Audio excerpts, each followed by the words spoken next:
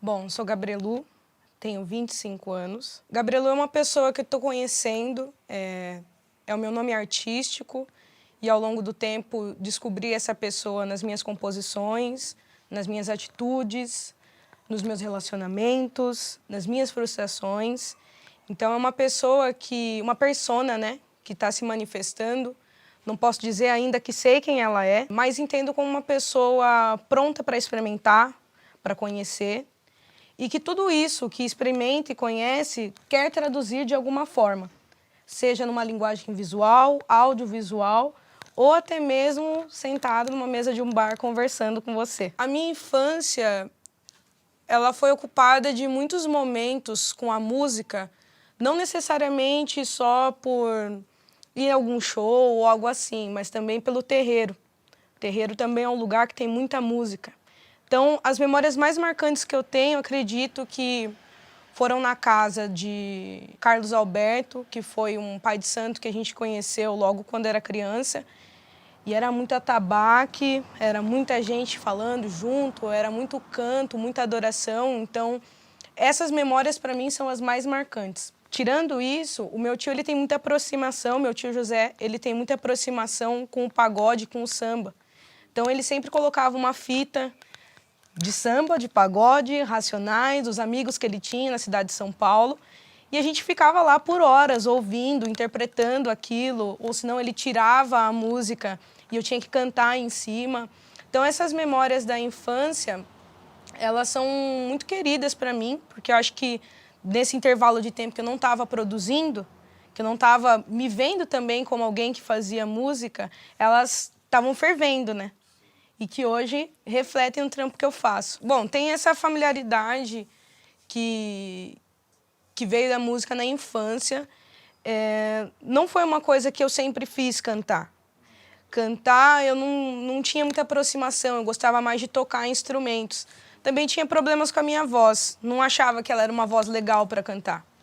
Então, eu encontrei no rap também uma forma de poder compor, de poder interpretar, sem esse apego de se eu canto bem ou se eu canto mal. E acredito que tudo iniciou com o Futurista, né, que hoje é DJ comigo na banda.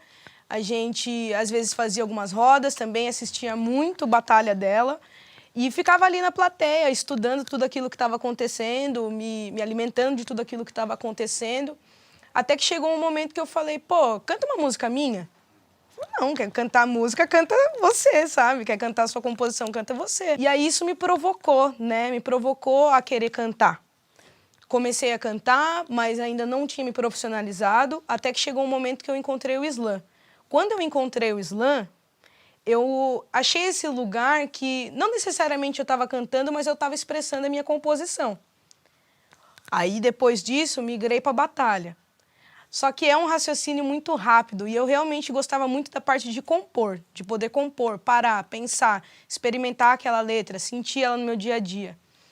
E aí, em 2017, né, essa virada 2017-2018, na Citos Inversos, a gente quis compor um som e quis cantar esse som que chama Colheita. E foi a primeira música que a gente lançou e que a gente compôs junto, eu, Dedes e Futurista. E foi muito especial para mim estar ali, porque foi ali que eu comecei a reconhecer que a música ela estava me chamando para fazer alguma coisa.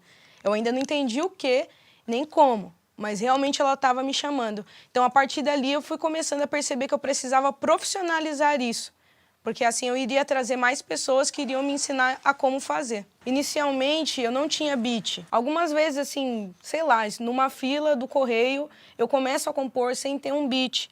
Então, eu acho que tudo começou dessa maneira. E o slam, ele é um local que dá essa liberdade, né? De você mostrar a sua composição, é uma coisa muito poética, só que também é uma coisa muito livre, né? Então, a pessoa, ela tá ali, ela pode realmente mostrar uma poesia, pode mostrar uma música e no final todo mundo está mostrando a sua composição. Então eu sinto que foi nesse lugar que eu consegui primeiramente expressar essas composições que eu tinha. O que me inspira a escrever é o que eu estou vivendo, assim, das mínimas coisas até as coisas mais complexas. A gente passa por uma situação e a gente quer às vezes falar sobre essa situação, só que é muito difícil falar desse jeito que a gente está conversando, né? te olhar no olho, comentar o que eu sinto sobre uma situação, talvez eu não vá conseguir falar exatamente o que eu quero. Então a música, ela dá esse lugar de acolhimento, seja da tristeza, seja da sua felicidade. Então o que me inspira são as situações que eu passo, assim, das mais diversas situações, porque é onde eu me sinto confortável para expressar muito mais, assim, que eu encontro com o rap, é a minha raiva. Porque a raiva é uma coisa assim, não fale. Não fale que você tem, não expresse sua raiva. Isso para mim não é uma coisa produtiva. Então eu encontrei no rap, encontrei na música esse lugar para poder falar da raiva. Então para mim as coisas que inspiram são as coisas que eu passo e que eu preciso falar, só que eu sei que é muito mais difícil falar dessa maneira, então eu encontro a música. Bom, o cinema entrou na minha vida também, acredito que desde a infância, né? Minha mãe, ela me estimulava muito a consumir cinema, a consumir peça de teatro. Então, gostava muito também de me puxar para assistir um filme, vez ou outra. Então, foi uma coisa que desde cedo já tive uma aproximação e era muito curioso em relação ao cinema. Como que o carro explodia, como que a pessoa explodiu esse carro. Não é efeito, como que você explodiu esse carro. Então, era uma coisa que me intrigava bastante. E aí eu lembro que uma vez eu e minha mãe estavam assistindo Dois Coelhos. Eu estava numa época que eu queria ser dubladora. É uma coisa que é como qualquer outra coisa de arte, não vai dar dinheiro nenhum. E não tinha muita faculdade disso aqui no interior, então eu fui desistindo ao longo do tempo. Mas quando a gente estava assistindo esse filme, quando a gente estava assistindo Dois Coelhos, tinha esse momento que o carro explodia. Eu falei, como você acha que o carro explodiu, né? Como será que esse carro explodiu? E aí ela não me respondeu. Passou um tempo, ela falou, olha, tem essa faculdade aqui, que é de cinema e audiovisual, fica em Salto, que no caso é a CEUNSP. E seria muito interessante se você fosse fazer um curso lá, porque acredito que é sua área de familiaridade. Também estava numa fase que eu não queria academia, nunca tive uma aproximação tão gostosa assim com a academia, mas minha mãe insistia muito que eu fizesse alguma coisa, que eu fizesse algum tipo de graduação, por motivos óbvios, né? E em 2016, então, eu entrei na faculdade, concluí a graduação no ano de 2020, saí de lá com 2 documentários, né? O primeiro seria o Sarjeta, que produzimos em 2018, e o segundo, Minha Deus e Eu, que produzimos em 2019, inclusive foi o meu trabalho de conclusão de curso, né? Ainda não está disponível, mas em breve a gente vai tornar disponível, porque ele está correndo em festivais. Mas a aproximação, ela começou aí, né? De me questionar como que essa linguagem era feita, e perceber também como que eu poderia fazer ela, né? É muito diferente o que a gente assiste na tela do cinema do que a gente realmente pode produzir, né? Então é uma curiosidade que vem se tornando muito gostosa na minha vida. Então, eu acredito que o rap, ele ainda, como qualquer outro lugar que a gente ocupa, é muito machista. A nossa voz, normalmente, ela é silenciada porque a gente tenta reivindicar um espaço e aí alguém cria esse espaço, esse aqui é só pra você. Não. A ideia é que a gente consiga coabitar o mesmo espaço. E que você não precise fazer um festival só para pessoa trans. Que você tenha um festival que também existem pessoas trans lá dentro. Só que é um processo. Realmente precisa ter um só disso, para que a gente volte o nosso olhar para isso, para depois todo mundo ocupar o mesmo festival, independente da sua identidade. O rap, ele passa por uma transformação constante de somar outras pessoas e outras narrativas para ele acontecer. Porque ele é muito diferente do que ele era, sei lá, em 80, por exemplo. Eram outras pessoas sendo protagonistas do rap. Hoje em dia, a gente tem muita pessoa mesmo.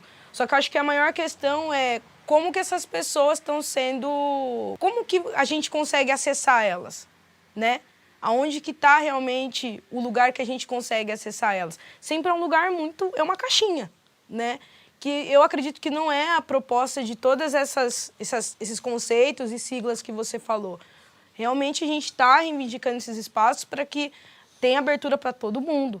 Não para que seja concentrado só na gente, só naquele momento de espetacularização, né? Que você vai ver a pessoa trans, não binária, enfim, feminista, entende?